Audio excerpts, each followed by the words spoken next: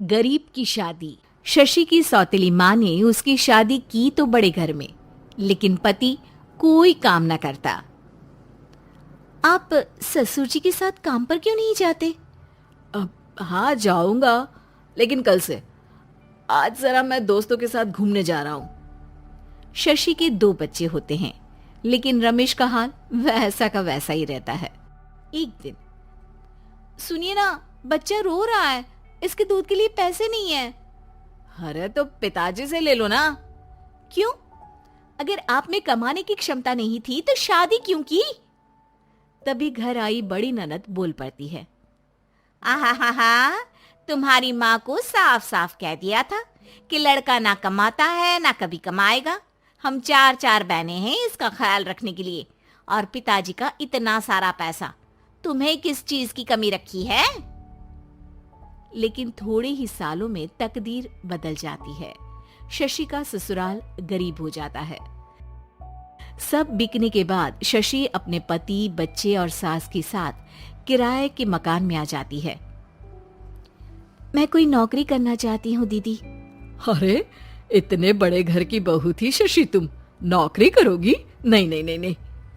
नहीं करूंगी तो घर कैसे चलेगा? बच्चों को भी तो पालना है ना। तभी शशि का भाई आ जाता है।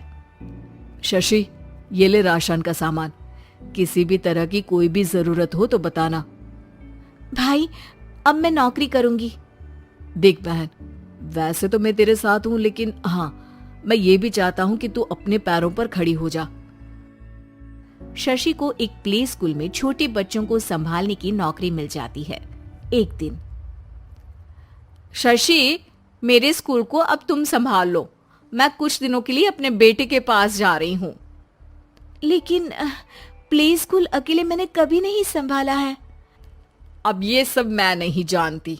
इतने महीनों में तूने जो देखा, बस पूरे आत्मविश्वास के साथ उसे करना। शशि नीलम के जाने के बाद पूरे 1 महीने उसका स्कूल अकेले संभालती है, और फिर एक दिन आता है जब वो अपना खुद का स्कूल भी खोल लेती है। वाह शशि, तुमने आज मेरा सर गर्व से ऊंचा कर दिया। तुम्हारा यही आत्मविश्वास तुम्हें बहुत आगे ले जाएगा। नीलम, बहुत आगे जाने की चाह नहीं है, बस ये छोटा सा स्कूल मेरे बच्चों की अच्छी शिक्षा में मेरी मदद करे, यही मैं चाहती हूँ। शशि थोड़े थोड़े पैसों से ही अपना परिवार पाल रही थी। एक दिन उसके घर उसकी बड़ी ननद आती है। अरे भाभी, घर में कूलर तो लगा लेती, मेरी माँ को कैसे पंखे में लिटा रखा है? अरे तो शशि कौन सा एसी लगा कर सो रही है? वो भी तो यहीं रहती है ना मेरे पास। ज्यादा यहाँ आकर मेरी बहू को परेशान न किया करो। हाँ, मुझे भी शौक नहीं है इस छोटे से घर में आने का। मैं तो बस ये बोलने आई थी कि मेरे बेटे की शादी है तो ननिहाल का जो नेग होता है वो ले आना। हाँ, जितना बनेगा कर देंगे, और ना हुआ ना तो वो भी नहीं करेंगे। तभी शशि बोल पड़ती है। अरे नहीं माँ जी, रीटा घर की बेटी है, उसके ससुराल वाले उससे शादी पर पूछेंगे कि मायके से क्या मिला। रीटा, तुम मुझे सामान की लिस्ट भेज देना, मैं पूरी कोशिश करूंगी कि तुम्हारी हर डिमांड को पूरा करे। अच्छा, मैं खाना लगाती हूँ। शशि ये बोलकर किचन में चली जाती है। धीरे धीरे कर शशि किसी न किसी तरह अपनी सारी ननदों की डिमांड भी पूरी करती, बच्चों की ख्वाहिशें भी, और उनकी पढ़ाई के लिए पैसे जोड़ती। एक दिन जब शशि का बेटा 12वीं पास करके आता है। माँ, अब तुझे काम करने की जरूरत नहीं है, मैं अब कोई ना कोई नौकरी करके पढ़ाई भी साथ कर लिया करूंगा। शशि को लगता है कि बेटा और आगे पढ़ाई करे, लेकिन वक्त की मार के कारण वो बेटे को काम के लिए हाँ कर देती है। अब बेटा एक बैंक में चपरासी बन जाता है। लड़का देखने में तो बड़ा अच्छा है, अंग्रेजी भी पटर पटर बोलता है, फिर चपरासी क्यों? लड़का सारी बात मैनेजर को बता देता है। अच्छा, तो मैं तुझे एक मौका देता हूँ, तू यहाँ रहकर दूसरे डिपार्टमेंट का भी काम सीख। अगर तू किसी एक का भी काम अच्छे से सीख गया तो मैं तुझे यहाँ टेबल चेयर में बैठने वाली नौकरी दे दूंगा। लेकिन एक दिन शशि की ननद उसे फोन करती है। अरे भाभी, देखो मायका तो मेरा तुम लोगों से ही है। मैंने आपके बेटे और मेरे भतीजे प्रदीप के लिए यहाँ एक नौकरी देखी है, पूरे 5,000 मिलेंगे। वैसे करता ही क्या है, चपरासी ही तो है ना।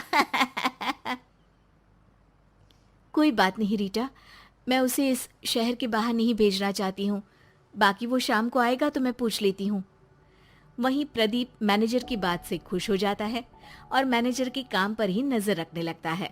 वो उनकी तरह के पेपर पढ़ता, काम करता और आने वाले लोगों की बातें सुनता। एक दिन बैंक में ऑडिट वाले आते हैं। ये गलत है, पूरी बैलेंस शीट नहीं मिल रही है, कहीं ना कहीं गड़बड़ है।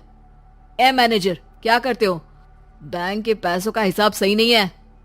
मैनेजर के पसीने छूट जाते हैं। तभी प्रदीप वहां जाता है। अब क्या मैं ये बैलेंस शीट देख सकता हूँ? अरे बेटा मजाक नहीं, जाओ पानी लेकर आओ एक गिलास।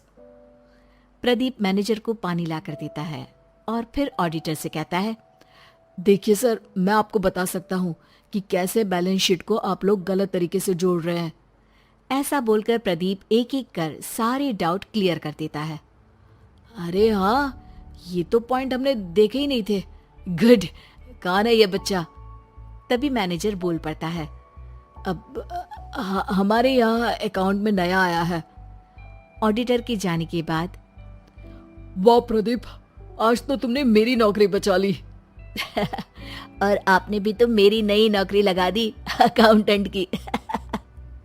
बस फिर क्या था, प्रदीप ने एक बार जो सफलता की सीढ़ी चढ़ी, बस चढ़ता ही चला जाता है।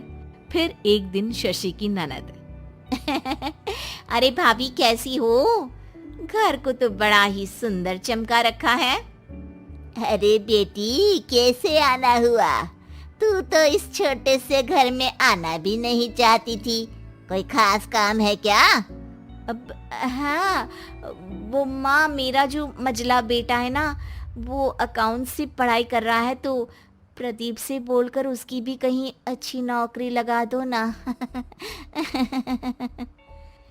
सास और शशि समझ जाते हैं कि कैसे पैसे आते ही लोगों के बात करने के तरीके से लेकर रिश्ते निभाने तक में बदलाव आ जाता है।